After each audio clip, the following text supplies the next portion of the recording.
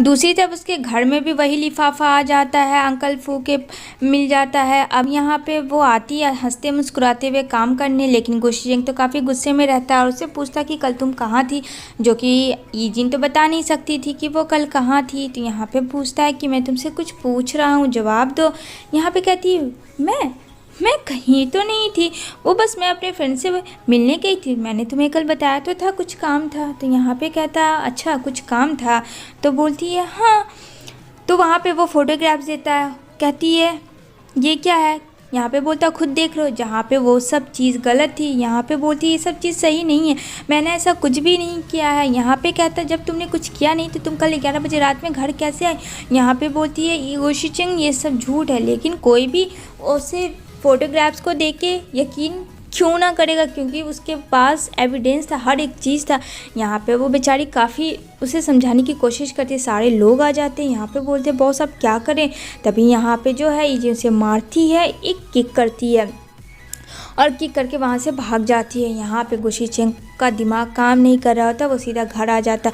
यहाँ पे जो ग्रैंडमा कहती है कि देखो इस तरीके से करने से कुछ नहीं होगा, मुझे पता है ईजिन ऐसी लड़की नहीं है, वो ऐसा कुछ भी नहीं कर सकती है। लेकिन यहाँ पे ये फाइनली कर चुका होता है गुशीचेंग की उसे अब डिवोर्स देगा। यहाँ पे उसकी ग्रैंडमा बोलती है कि गुस्से में कोई भी ऐसा काम मत करना, क्योंकि मुझे भरोसा है उस लड़की पे, वो ऐसा कभी नहीं करेगी। इधर जो है वो कॉल करती है फू को, लेकिन फू उसका कॉल रिसीव करके कहता आई एम सॉरी और फ़ोन कट कर देता। वो कुछ भी सच्चाई बताने के लिए तैयार नहीं था। अब यहाँ पे काफ़ी खुश हो रही होती है लिली और अब उसे चैन मिलता है। इधर गुशीचेंग और ईजिन के बीच में मतलब अभी तो नज़दीकियाँ बढ़ भी नहीं रही थी कि ये सारा सियप्पा हो जाता है। यहाँ पे वो कुछ भी प्रूफ नहीं कर पा रही होती है। इधर जो है गॉसिप हो जाता है कल के बाद में कि वो जो काम करने वाली है ईजिन क्लीनर, उसके साथ गुशीचेंग बहुत ज़्यादा मारपीट कर रहे थे। यहाँ पे उस अपनी फ्रेंड के पास आती है और यहाँ पे वो बोलती है अगर कोई लड़की किसी लड़का के साथ इंटीमेट हो जबकि ऐसा ना हो तो क्या होगा। तो कहती है डिवोर्स हो जाएगा। ये सब बहुत ज़्यादा टेंस वाली बात हो जाती है। तभी यहाँ पे जोजो आता है, जोजो को गुशीचेंग सारी बातें बताता है।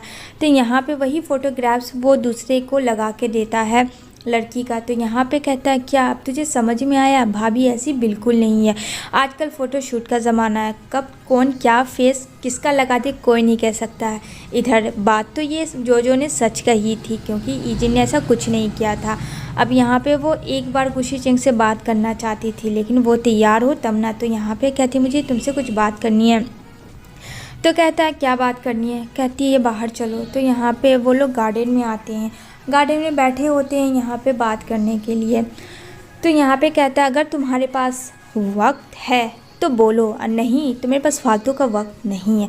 तो वो पीछे से हक करती है और यहाँ पे कहती है मैं सच कह रही हूँ, मैं इससे जानती हूँ, लेकिन ऐसा मेरा इसके साथ कोई रिलेशनशिप नहीं है, ये लिली का बॉयफ्रेंड है, एक्स बॉयफ्रेंड, मैं सच कह रही हूँ। यहाँ पे गुशीचेंग उसकी बात को ना मानता है। तभी यहाँ पे दादी बैठी होती है, यहाँ पे बोलती है ईजिन की दादी मैंने ऐसा कुछ नहीं किया। तभी अंकल फैंग जो है वो ग्रैंडमा के पास कुछ कहते कान में। तभी यहाँ पे पता ये चलता है गुशीचेंग इस तह तक अपने से पहुँचेगा। तभी ईजिन को जान में जाना था कि चलो, और ग्रैंडमा को भी कि आखिर सच्चाई क्या वो खुद गुशीचेंग पता करेगा। यहाँ पे जो है गुशीचेंग आता है लिली से मिलने के लिए, जिससे लिली काफ़ी खुश हो जाती है। तो लिली का फ़ोटो किसी और के साथ होता है। तो यहाँ पे वो कहती है कि ऐसा कुछ नहीं है, ये सब बस एक बकवास है, मैंने ऐसा किसी के साथ कुछ भी नहीं किया। तो यहाँ पे वो बोलता है यानी कि ईजिन ने भी कुछ नहीं किया, तुम इतनी गिर गई हो, मैंने सोचा नहीं था। अब वो गार के अंदर बैठ के वो सारे फ़ोटोग्राफ्स को उड़ा देता है और चला जाता है। यहाँ पे जो है अंकल फैंग आते हैं और कहते हैं तुम टेंशन ना लो, 5th एनिवर्सरी है इस ग्रुप में, तो तुम्हारे लिए गुशीचेंग ने ड्रेस भिजवाया है। और यहाँ पे लिली काफ़ी सैड हो जाती है और ड्रिंक पे ड्रिंक करने लगती है, क्योंकि अब सब कुछ ख़त्म हो चुका था। गुशीचेंग को पूरी सच्चाई पता चल चुकी होती है कि ये सब उसके बॉयफ्रेंड और उसका काम मिलके था। इधर जो है लिली जाने वाली होती है, तभी एक डिटेक्टिव का कॉल आता है जो कि जीजी के बारे में बताता है, उसके बैकग्राउंड के, कि उसकी फैमिली बैकग्राउंड है, जिसके उसके माँ बाप की डिवोर्स हो चुकी है और उसकी 2 बहन है। एक बहन एक माँ के साथ रहती है, दूसरी अलग रहती है। इधर जो है डिनर हो रहा होता है, गुशीचेंग सॉरी कहता है और वहाँ पे उसके क्लोज आता है। क्योंकि ईजिन एक बार यहाँ पे फिर से सही थी, गुशीचेंग गलत था। यहाँ पे वो उसके पास जाती है लेकिन वो वहाँ से हट जाती है। इधर जो है वहाँ पे बहुत सारा मेकअप शेकअप करके, लेकिन वहाँ पे बैग कवर की हुई होती है क्योंकि गुशीचेंग के लिए वो कुछ ज़्यादा अच्छा करना चाहती थी। तो यहाँ पे वो बैग हटाता है तो वो काफ़ी डर जाता है फ्रेंड्स। क्योंकि जो हमारी ईजिन का जो लुक है वो ऐसा होता है। यहाँ पे कहता है तुम कौन हो, क्या तुम मेरी वाइफ सच में हो? नहीं, मुझे तो लग रहा है तुम कोई और भूत प्रेत तो नहीं हो, कहीं उसकी आत्मा तो नहीं हो। अब यहाँ पे काफ़ी हंसने लगता है गुशीचेंग कि तुमने ये क्या हुलिया बना लिया। वो तो बेचारी एक लड़की की तरह बनना चाहती थी मेकअप शेकअप करके, जो कि ऐसा था नहीं। इधर वो आती है मिलने के लिए डिटेक्टिव से, तभी यहाँ पता चलता है कि उसकी जो बहन बड़ी है जीजी, उसने प्लास्टिक सर्जरी करवाया। यानी अब लिली को सब कुछ पता हो जाता है जीजी और ईजिन के बारे में। यहाँ पे वो समझ जाती है कि आज उसको किसी भी तरीके से पूरे दुनिया के सामने बदनाम करेगी। यहाँ पे 20 एनिवर्सरी हो रहा होता है ग्रुप के कंपनी का, जहाँ पे पहुँची होती है ईजिन, लेकिन जीजी का तो चेहरा चेंज, जो कि ईजिन को तो पता नहीं है कि उसकी सिस्टर कौन। उसे तो लग रहा है कि जीजी तो वही जीजी है जो कि उसकी ट्विंस है। यहाँ पे सेंगनोंग ग्रुप का जो वारिस गुशीचेंग है वो अपनी वाइफ को बुलाता है, कहता है कि इसका भी बहुत हाथ है।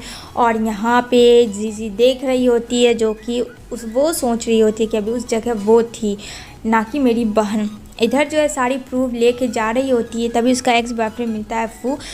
यहाँ पे कहता है तुम फिर ये सब क्यों करी, उसे एक्सपोज मत करो, वो बहुत अच्छी लड़की है, तुम नहीं समझ रही हो मेरी बात। इधर जो है हस्बैंड वाइफ काफ़ी इन्जॉय कर रहे होते हैं उस पार्टी में। यहाँ पे बेचारा फूक काफ़ी मना करता है, लिली तुम बहुत गलत कर रही हो, वो लड़की बहुत अच्छी है, मैंने जाना, लेकिन वो नहीं मानती। तभी यहाँ पे कार से एक्सीडेंट हो जाता है बेचारे फू का। जैसे ये दोनों बाहर निकलते हैं तभी यहाँ पे देखती है कि उसका एक्सीडेंट हुआ हुआ फू का, क्योंकि उसे पता है जिनको फू बहुत अच्छा लड़का है। जल्दी से एम्बुलेंस बुलाता है, गुशीचेंग उसे लेके जाता है। यहाँ पे लिली काफ़ी रोती है कि उसके वजह से आज फू की ये हालत थी। उसने मना भी किया लेकिन उसने सुना नहीं। ईजिन कॉल करती है जीजी को और कहती है तुम कहाँ, तो कहती है मैं यहाँ नहीं हूँ, आउट ऑफ सिटी हो, जबकि वो वहीं थी क्योंकि उसका ब्रेसलेट ईजिन को मिल जाता। इधर जो है लिली काफ़ी फू को देख के रो रही होती है कि आज उसके वजह से क्या हाल हो गई है। तभी वहाँ पे फू की माँ आती है। यहाँ पे कहती है तुमने मेरी ज़िंदगी बर्बाद कर दी, मेरा एक ही बेटा था और वो तुमसे इतना प्यार करता था बच्चे से, और तुमने उसको क्या किया, सिर्फ़ और सिर्फ मौत के मुंह ढकेल दिया। निकल जाओ यहाँ से चुड़ैल, आइंदा से मेरे बच्चे के सामने मत आना। यहाँ पे जो है बुलाती है जीजी ईजिन को, लेकिन ईजिन कहती है तुम कौन हो, कहती है ओह अपनी बहना को भूल गई।